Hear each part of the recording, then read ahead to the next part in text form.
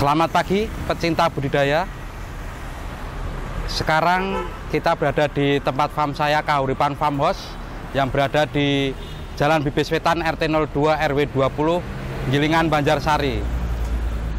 Kesempatan kali ini kita akan belajar untuk ikan lohan. Supaya kita dapat mengetahui ikan lohan lebih lanjut, mari kita langsung masuk ke Kahuripan Farm House.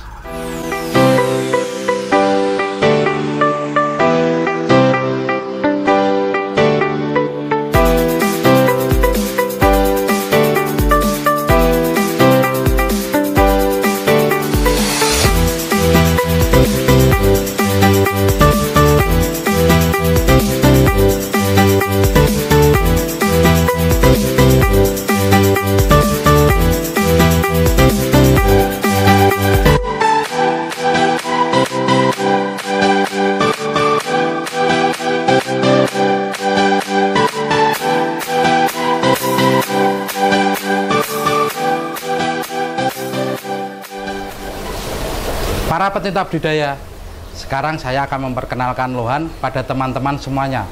Memperkenalkan kembali lebih tepatnya, karena lohan dulu sudah sangat tenar dan terkenal bagi kalangan mungkin orang-orang tua kita atau saudara-saudara kita yang dulu. Tapi sekarang lohan semakin mantap dengan karakter kepala yang jenong, warna yang merah, ada marking, ada mutiara. Nah, itu dia ikan lohan sekarang. Bukan seperti dulu lagi, kepalanya yang lebih besar dengan karakter-karakter mutiara yang lebih menarik lagi. Inilah sebagai contoh ikan-ikan lohan untuk yang zaman sekarang, bisa kalian temukan di Kahuripan Farm untuk sekarang ini.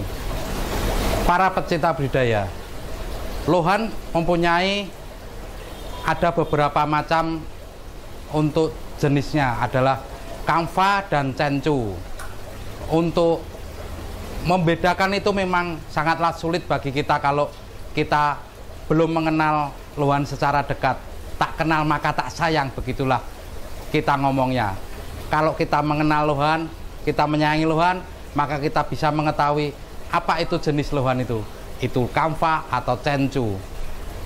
Di perkembangan zaman sekarang ini, untuk karakter kamfa dan cencu hampir sama, karena lohan merupakan adalah silangan crossbreed. Jadi kita tidak bisa memungkiri bahwa karakter-karakter ikan itu hampir mirip kamfa maupun cencu. Jadi mari kita sekarang ini kita sharing, belajar bareng bersama-sama Kahuripan Farm House, sama saya Donanda Nandok, dan nanti dengan adik saya Ferdian Tio.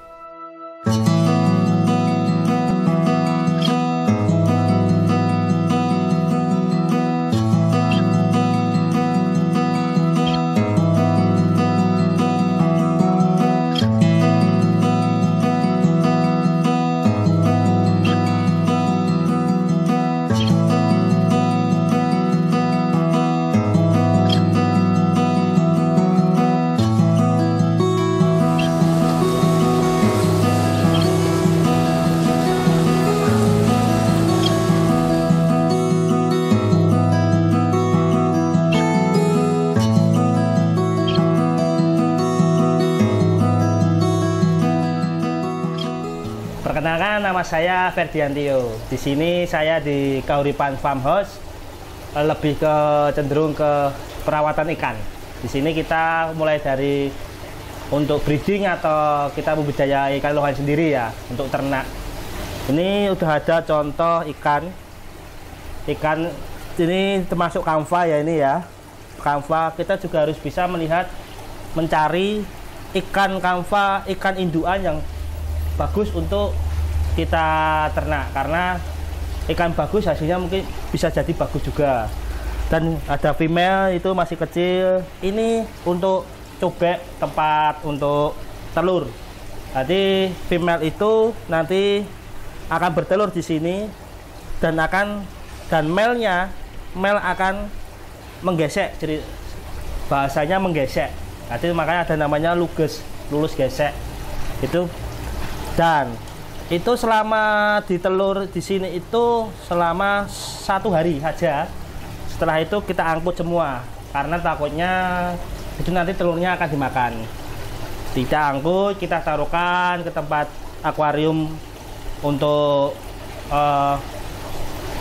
ikan-ikan yang kecil itu kita kasih oksigen dan kita tunggu selama 3 hari. Nanti akan keluar bintik-bintik hitam. Bintik-bintik hitam itu nanti itu berarti kan udah ada ikan yang hidup di telur tersebut. Kalau udah putih susu itu berarti telur istilahnya busuk, nggak berhasil untuk dibuai oleh penjantannya ini. Nah, untuk poin yang pertama tadi, kita selalu harus pertama kali mencari pejantan pertama yang lulus gesek, yang kedua kriteria yang masuk untuk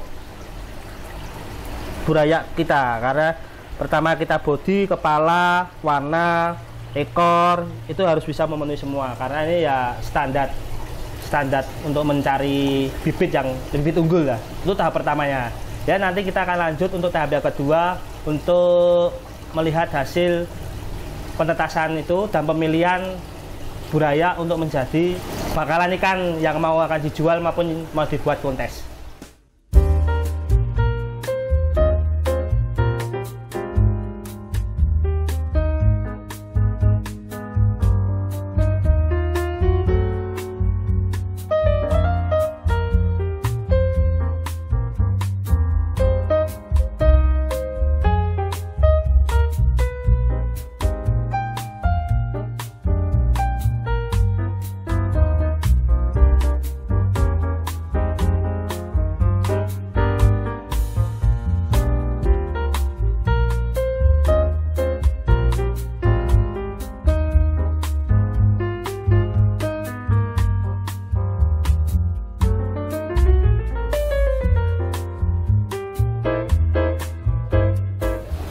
Ini untuk tahap kedua, kita kembali untuk ini hasil dari ikan-ikan yang kecil itu udah menjadi lebih besar, kira-kira ya 4-5 cm.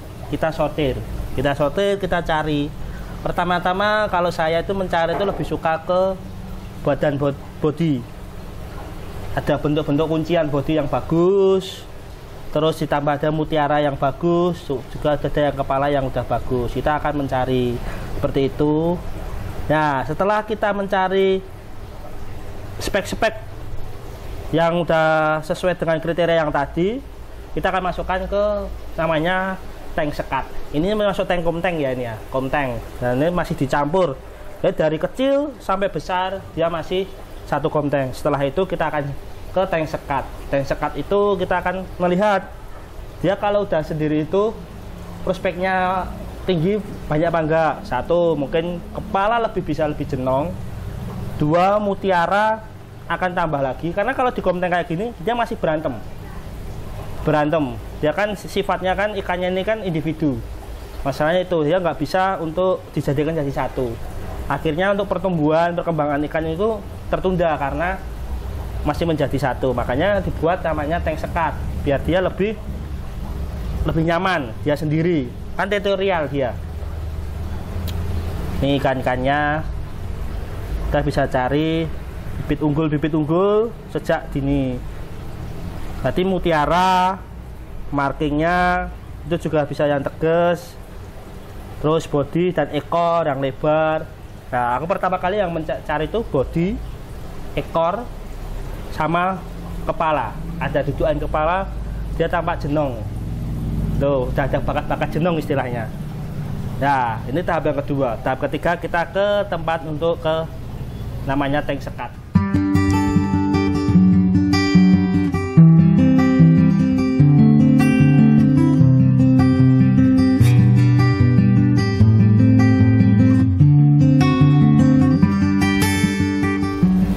Para pencinta budidaya, mari kita kembali lagi ke tank. Ini tank sekat ya. Kita tadi udah menyortir ikan, kita sudah mendapatkan 1. Nah, di sini kita mulai untuk penyendirian. Ini sudah dari awal, dari yang kecil, tanggung besar ini ada. Jadi kita di sini udah mulai untuk perawatan ikan lebih ketat dan penyortiran ikan lebih ketat lagi. Di sini karena ada penyekatan satu-satu, nanti untuk jenong kepala itu mesti akan naik sendiri karena istilahnya dia punya teritorial sendiri, dia akan lebih mentalnya lebih naik.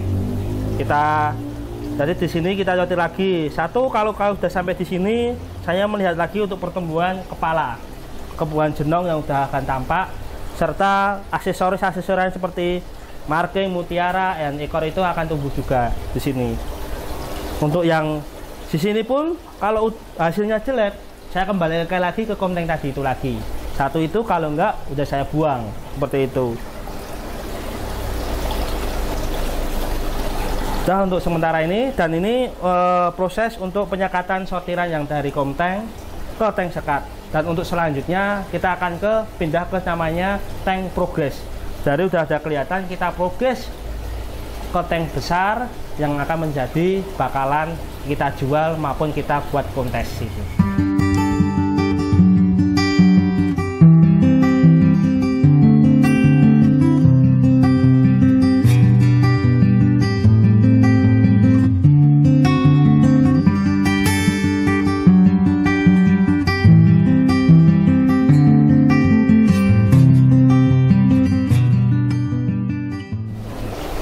Mari bercinta budidaya. Nanti kan udah pertama kita pemilihan induan, pejantan dan maupun female-nya. Yang kedua kita ke komteng, kita sortir. Yang ketiga kita penyekatan. Di situ ini kita terakhir keempat ini kita akan ke progres ikannya. Di penyekatan tadi kita pertama kita lihat yang udah bakat, udah mulai jenong dan udah kelihatan, kita pindah ke tank progres ini. Untuk proses progres itu bisa 30 hari maupun 2 bulan. Itu tergantung kita untuk mengasih makan ikan tersebut. Di sini kita progres, ini udah mulai besar, ini saya progres selama 3 bulan ini. Ini 3 bulan udah mulai besar. Sebenarnya untuk mudah besar itu kita sehari kasih makan ya antara 3 sampai 5 kali. Pertama biasanya cacing beku, kedua pelet, dan pelet sampai 4, terakhir cacing beku lagi. Mungkin ada tambah lagi untuk kasih udang, nggak apa-apa, udang tapi kepalanya diputus dulu karena nanti kalau pakai kepalanya nanti bisa perutnya itu sakit dan ya kan namanya berbut, berak putih. Nah, di sini juga ada sistem pewarnaan. Kita biasanya kalau pewarnaan seperti yang saya pakai selama ini, saya pakai udang ditambah dengan lukatin pink. Di situ saya warna itu sehari itu 2 kali. Nanti ada tahap 5 itu ada kita buat cabai, pelet, kita udang lagi, terakhir cabai lagi. Nah, kita selalu memakai makanan hidup istilahnya. Cacing beku kan termasuk makanan hidup walaupun sudah dibekukan ya. Karena kan lebih sehat untuk ikan tersebut, proteinnya lebih tinggi dan badan pun jadi gemuk, lebih besar dan bisa lebih enak dipandang lah seperti itu. Nah, untuk progres tank itu udah untuk makanan ya. Kita kembali ke tank itu ada standarnya, kita harus kotak. Nah, ini untuk ukuran standar untuk yang saya pakai ini untuk panjangnya 35, belakangnya juga 35, atasnya ini 45. Itu boleh lah 50, 40, 40 bisa, nggak apa-apa kotak. Itu untuk tahap awal. Untuk pembentukan dari buraya ke sekat udah tampak 78 cm, kita naikkan ke progres, kita lihat situ. Nanti kalau udah proses ikan tersebut ini udah lebih panjang, kira-kira 15 cm lah, 15-16 cm, kita akan lebih ke tank yang lebih besar. Seterusnya sampai ikan besar, tank juga harus ikut besar karena mempengaruhi perkembangan ikan tersebut dan kualitas ikan tersebut itu terutama itu di tanknya sendiri. Terus untuk filter kita pakai aerator. Kita pakai aerator aja. Boleh pakai mesin powerhead itu, kita pakai mesin di atas itu dan pakai talang itu boleh, nggak apa-apa. Itu malah lebih bagus karena satu, lebih bersih ya. Kalau aerator seperti ini saya selalu namanya nguras, hampir 3 hari sekali lah saya selalu nguras. Makanya saya pakai sistem pengurasan seperti ini biar lebih cepat, praktis. Jadi air dikuras sama air ngisi biar nggak terlalu meluber airnya, bisa ini pakai ini praktis sekali. Terus oh ya, satu ini juga ada namanya itu kita pakai perot untuk melatih mental ikan tersebut. Makanya di sini saya pakai ada perotnya di sini biar mental ikan tersebut lebih bagus. Karena untuk di kontes itu mental lebih utama. Kalau di kontes itu mental lebih utama karena kayak pakai wayang tadi, kita pakai wayang, ini wayang kita pakai buat nganu ikan. Itu biar respon gerak ini. Seperti respon seperti ini respon. Nah, ini kan udah karena bisa dinilai bodi yang bagus bagaimana ekor.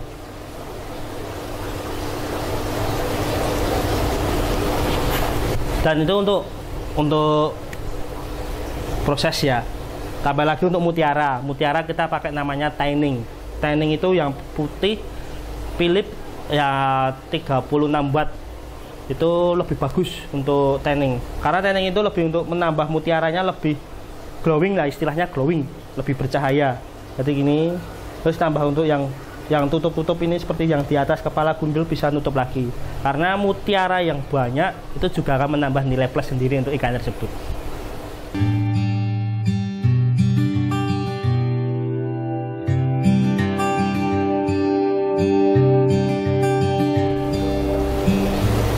Para pencinta budidaya, kita kembali lagi dengan saya Ferdian Tio.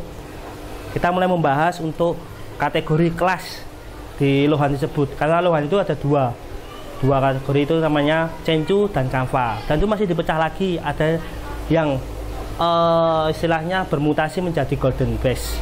Nah seperti ini adalah cencu, karakter cencu seperti ini. Cencu ini sebenarnya asli Indonesia sendiri. Dan lohan asli Indonesia. Dan ada juga namanya CH, warna kamfa. Ada kelasnya kamfa dan ada kelasnya golden bass. Ini golden bass. Nah, golden bass ini sebenarnya ikan cencu maupun kamfa yang bermutasi menjadi golden bass. Istilahnya kayak orang itu albino lah, albinonya ikan lohan. Jadi dia bermutasi menjadi ini. Terus ada namanya free marking. Kalau free marking ini dia istilah free marking karena nggak ada item-item yang ada di tengahnya itu. Free marking. Dia free marking, jadi nggak ada item-item di tengah. Makanya disebut free marking. Juga ada nanti kita lihat untuk klasik, itu juga ada klasik. Kalau klasik itu tanpa mutiara, tapi warnanya merah dan ada markingnya. Itu namanya klasik. Ya, itu kelas-kelas yang ada di lohan tersebut. Jadi untuk yang ada juga satu bonsai. Itu juga ada bonsai, itu istilahnya ikan cacat. Dia berbentuk bulat, simetris 1:1. Kepala juga bisa besar, bodi bundar. Nah itu ikannya pendek. Renangnya ya nanti kita lihat di video itu akan terlampir model untuk bonsai tersebut.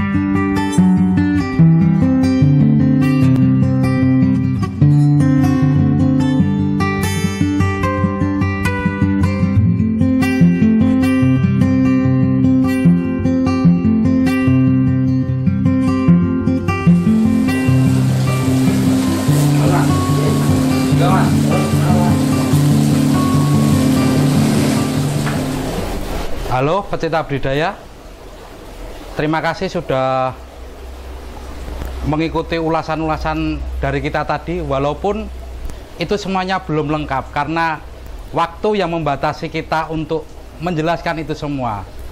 Jika kalian ingin lebih mendalam lagi, belajar bersama dengan kami, bisa mampir ke Kahuripan Farmhouse di Jalan Bibis Wetan RT 02 RW 20. Kita akan belajar bersama tentang budidaya lohan ataupun progres untuk lohan. Dan pesan dari saya, kalau untuk lohan tuh kalian harus bersabar, progres bersabar. Jangan melulu kita untuk mencari uang, karena uang itu adalah bonus. Kalau kita menyayangi hewan itu adalah suatu bonus. Jadi bersabarlah untuk memprogres di lohan yang bagus. Salam sukses untuk para pecinta budidaya.